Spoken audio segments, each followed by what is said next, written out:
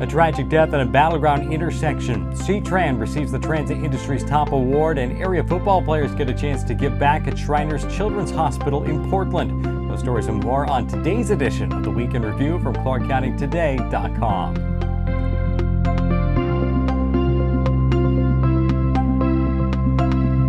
Beginning in Battleground, where police are looking for more information after a motorcyclist was hit by a car in the intersection of SR 503 and Eaton Boulevard on Monday morning.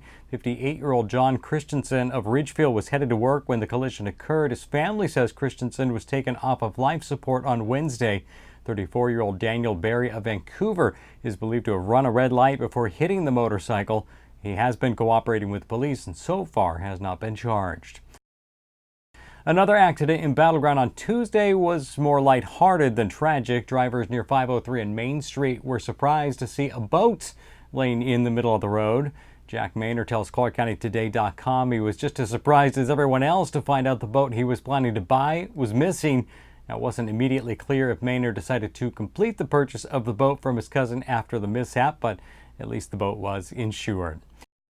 The Academy Awards of the public transit industry will be handed out next October in New York City, and C-TRAN will be there to pick up the top prize.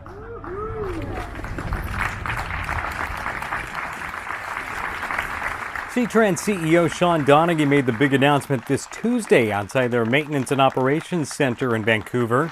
As you can see, C-TRAN has been selected as the North American Outstanding Transit System of the Year for 2019.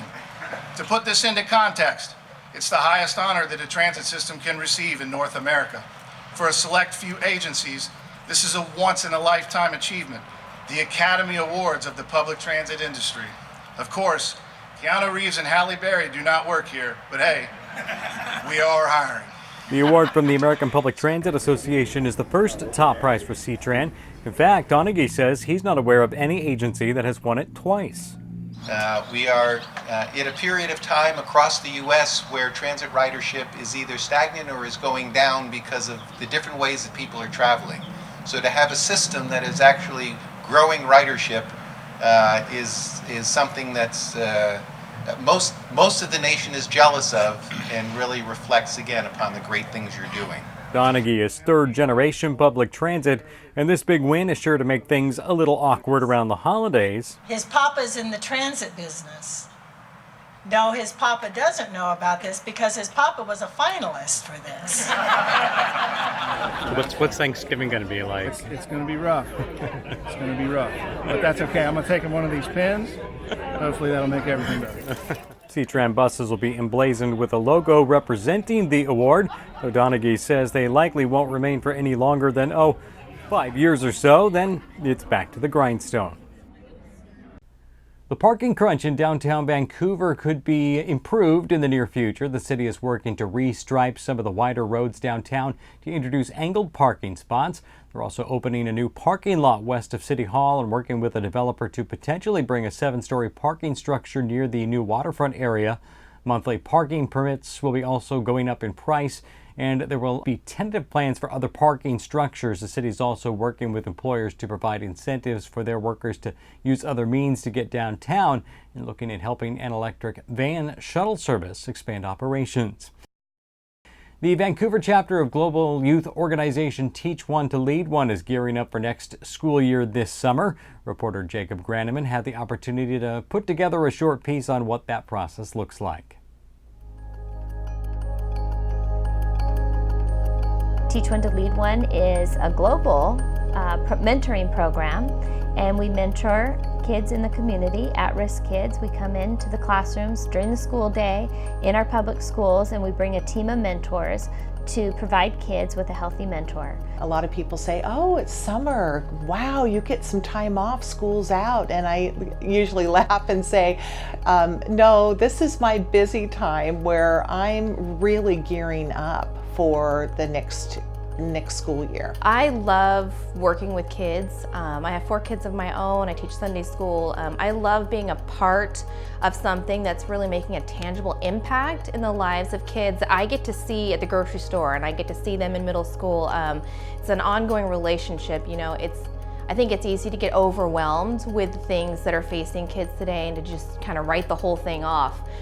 It's exciting to be a part of something where real people are making a real difference for kids that I get to see all the time. They can use these, what we call universal principles, like respect, integrity, self-control, compassion, humility, excellence, just to name a few of them, and take those not only in their high school career, but in their life beyond high school. So our mentors are not only building relationships with kids, they're also instructing them, challenging them, and working with them on things like integrity, respect, compassion, teamwork, self-control, honor, helping them to understand why those values are so important and how they can put them into their life and practice them, and they can actually change the trajectory of their life, but they can also influence and impact a community. Our kids are in the greatest need that they've ever been in. They don't get those touch points like they should with people. You know, it's all screen time. If you ever had a desire to support kids, if you see a need in the schools today that, you see these kids are having trouble with, the high rate of suicide, the high rate of just mental illness, this is an opportunity for you to be able to step in, and with very little effort, that you can step in and spend an hour and make a complete, total difference in the lives of kids. All right, thank you so much for that, Jacob. Now, believe it or not, Clark County is home to a genuine chainsaw museum. And no, it's not run by a guy named Freddie. It's in Amboy and run by a guy named Wayne. Wayne Sutton has been around chainsaws his entire life and now hopes to share their quirky history with the community. Hundreds of saws from various time periods line the walls, ceiling, and even the floor. Models used in World War II from the Soviet Union, China, even the UK, all have a place at Wayne's Chainsaw Museum. The museum is open to the public by appointment with Sutton. To set up a tour, send him an email to WASAW, that's wasaw @tds.net. Now it's time for a very special Week in Review sports update from ClarkCountyToday.com's Paul Valencia. Happy Friday, everybody. Hey, this week on Clark County Today, we featured football. That's right, football in July. The Freedom Bowl Classic is Saturday at Mackenzie Stadium. This week, we previewed that big event with player profiles. One player actually had a football game, played in a football game in Australia on Monday, then got a flight back to the States and was at practice in Battleground by Tuesday. That's dedication. The real stars of this game, though, are not the players. They are the patients and their families who are at Shriners Hospitals for Children. The football players got a tour of that facility in Portland on Thursday. They learned all the ins and outs of the hospital and how it's all free care for kids. The highlight of the tour was when the players interacted with some of the patients. They played foosball. They gave high fives. You should have seen the faces of the kids when the players walked in wearing those Shrine jerseys. This game is special from Southwest Washington. Since the game started in 2003, the game has generated more than $100,000 for Shriners charities. The Freedom Bowl Classic is football, but it's football with a cause. Awesome story. Thanks so much, Paul. And there's your quick look at some of the week's top stories from ClarkCountyToday.com. Be sure to follow us on Facebook, Twitter, and Instagram to be part of the growing community and see when stories are posted. You can also send us tips and feedback via email to news@ClarkCountyToday.com. For the rest of the team, I'm Chris Brown. Thanks so much for watching. Have a terrific weekend. We'll talk to you next week.